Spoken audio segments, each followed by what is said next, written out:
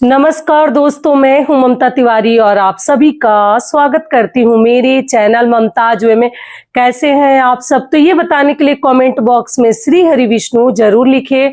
तो चलिए दोस्तों, आज हम इस वीडियो में जानेंगे फाल्गुन महीने के शुक्ल पक्ष की आमल की एकादशी, रंग भरी एकादशी का व्रत हमें कब करनी है, एकादशी तिथि कब से प्रारंभ हो रही है, कब समाप्त हो रही है, पारण का शुभ मुहूर्त क्या है, दशमी से लेकर और द्वादशी तक के बीच के संपूर्ण नियम विधि जानेंगे। ठीक है, पारण तक के।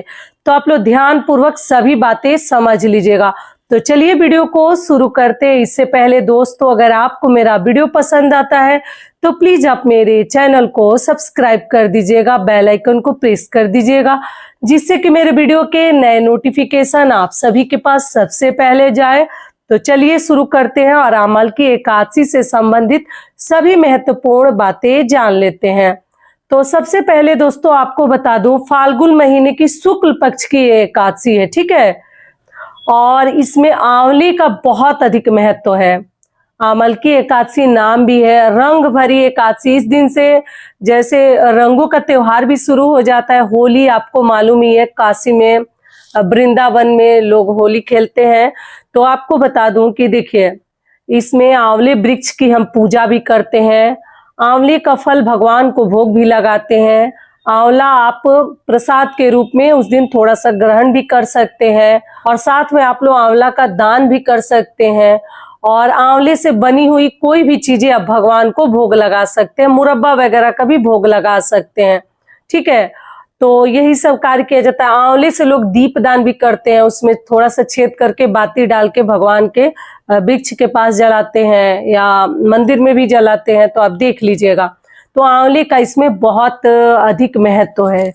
और आंवला आप लोगों को मालूम ही है कि अगर कोई दान कर देने वाला है तब तो दान दीजिए, अगर नहीं लेने वाला है तो कोई बात नहीं, आप उस जगह पे कोई अन्य फल का भी दान कर सकते हैं। तो एकादशी, रंग भरी एकादशी कब है इस साल 2026 में? तो आपको बता दो, फाल्गुन महीने के शुक्ल पक्ष की आमल की एकादशी 27 फरवरी को है। दिन पड़ा है शुक्रवार। शुक्रवार के दिन हम एकादशी का व्रत रखेंगे। ठीक है, 27 तारीख को। और दशमी तिथि के नियमों का पालन करेंगे गुरुवार को। तो गुरुवार पड़ जाने की वजह से फिर बाल धोने का लेकर आप लोग पूछेंगे। और सुख शनिचरी भी आप लोग कहने लगते हैं, शनिवार को पारण रहता है। तो पारण में यही नियम है कि अपने बाल बच्चों को नहीं देखते हैं, थोड़ा छुप कर पारण करते हैं द्वादशी के दिन। ये क्लियर हो गया। और सुख शनिचरी में पहला बार तो व्रत नहीं उठानी चाहिए, आप लोग मत उठाइएगा। जिनके उठाया जाता है वो अपना नियम देख लेंगे। तो देखिए, गुरुवार का दिन पड़ा है, तो आप लोग गुरुवार के दिन आप बुधवार को ही बाल धोकर स्नान ध्यान करके आप लोग रेडी हो जाइएगा। और गुरुवार के दिन केवल सिर के ऊपर से स्नान करके और शुद्ध सात्विक भोजन हम दशमी के दिन करते हैं। उस दिन बाल मत धोइएगा। नियम तो है दशमी के दिन बाल धोकर ही हमें व्रत रखनी चाहिए, लेकिन कोई बात नहीं, आप केवल जल से स्नान करके गंगा जल का छिड़काव करके लहसुन प्याज मत खाइएगा।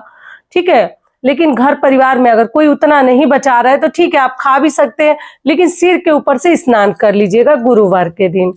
एक आपके लिए कहाँ से अलग बनेगा। बहुत सारे ऐसे घर है, लोग चिढ़ने लगते हैं कि ये ज्यादा ही व्रत कर रही हैं। तो ऐसा सब होगा तो आप उतना टेंशन मत लीजिएगा। बच्चे वाला, बाल बच्चे वाला घर है तो उतना नहीं बच पाता है। ये हो गया। उसके बाद गुरुवार के दिन शुद्ध सात्विक भोजन, जो कि हर एकादशी में मैं आपको बताती हूँ कि आप दाल चावल जो भी खाइएगा, मसूर की दाल, मूली, बैगन का परहेज कीजिएगा, लहसुन प्याज का परहेज कीजिएगा। ठीक है, और ये खाकर हम व्रत रखेंगे दशमी के दिन। दिन में आप लोग चावल खा सकते हैं, रात्रि में मत खाइएगा। फिर अगले दिन 27 तारीख को यानी कि शुक्रवार के दिन हम भगवान का व्रत रखेंगे, विष्णु भगवान का। और करके पूजा पाठ आप लोग सुबह सवेरे अपना जो भी कार्य है करके, और तब सुबह सवेरे पूजा पाठ कर लीजिएगा। जितना ही सुबह कर लीजिएगा उतना ही जल्दी आप कुछ ना कुछ मुख में डाल सकते हैं। देखिए, खराश हो जाता है ना, फिर क्या तबीयत खराब हो जा रहा है, कोल्ड हो जा रहा है, जो सबका बॉडी एक जैसा नहीं है।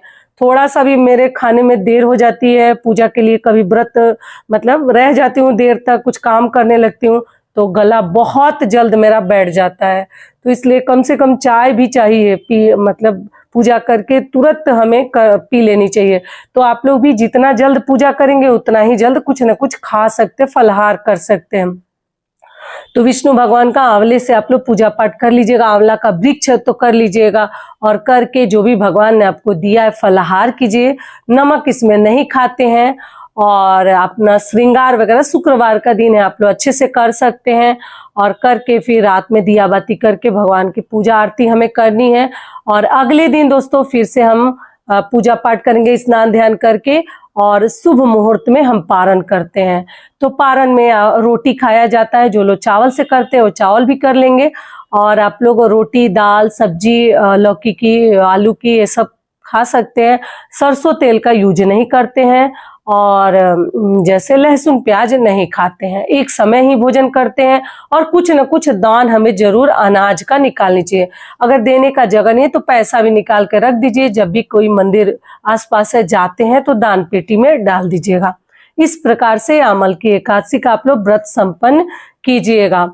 और आप लोगों को बता दूं कि अगर मान लीजिए जो लोग रोटी वगैरह नहीं बना सकते, उतना सब नहीं कर सकते, वो क्या करेंगे कि जैसे दल पिट्ठी दाल ढोकली, दाल में डायरेक्ट सब्जी और वो बनाकर आटे से डाल के बना के तड़का लगा के वो भी खा सकते हैं। मैं हमेशा आपको समझाती हूँ, आसान राह बताना चाहती हूँ। जिनसे उतना बड़े बुजुर्ग नहीं हो पाता है वो ऐसे भी करके एकादशी का व्रत अपना पूरा कर सकते हैं। दाल रोटी जैसा हो जाता है। और शाम से आप लोग कुछ भी खा सकते हैं, क्योंकि सुबह में हमें केवल एक समय ही भोजन करनी है। गंगा जल और तुलसी पत्र आप लोग मुख में डाल लीजिएगा शुभ मुहूर्त में। उसके बाद जब भी भोजन आपका रेडी हो जाता है तब एक समय ही भोजन किया जाता है। और शाम से जो भी चाहे आप लोग खा सकते हैं, पी सकते हैं।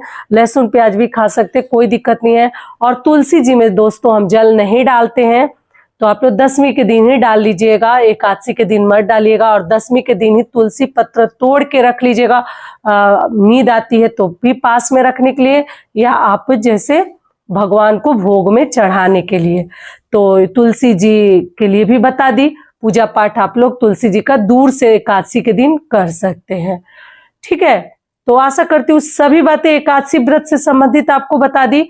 चलिए अब आगे जान लेते हैं एकादशी तिथि कब से प्रारंभ हो रही है, कब समाप्त हो रही है, पारण का शुभ मुहूर्त क्या है। तो दोस्तों आपको बता दूं एकादशी तिथि प्रारंभ हो रही है 26 फरवरी दिन गुरुवार को रात 12:34 से, और एकादशी तिथि समाप्त हो रही है 27 फरवरी दिन शुक्रवार को रात 10:34 पर। ऐसे में हम उदय तिथि को ध्यान में रखते हुए 27 फरवरी दिन शुक्रवार को अमल की रंगभरी एकादशी का व्रत रखेंगे। अब चलिए आगे जान लेते हैं पारण का शुभ मुहूर्त। तो देखिए पारण हम 28 फरवरी दिन शनिवार को करेंगे। सुबह 6:55 से लेकर 9:06 तक आप लोग पारण कर सकते हैं। ठीक है, सारी बातें क्लियर हो गई। तो ये वीडियो मेरा यहीं तक का था। फिर मिलती हूँ एक नए वीडियो में। तब तक के लिए नमस्कार। स्वस्थ रहिए, सुरक्षित रहिए, और जहां कहीं भी रहिए खूब खुश रहिए। धन्यवाद।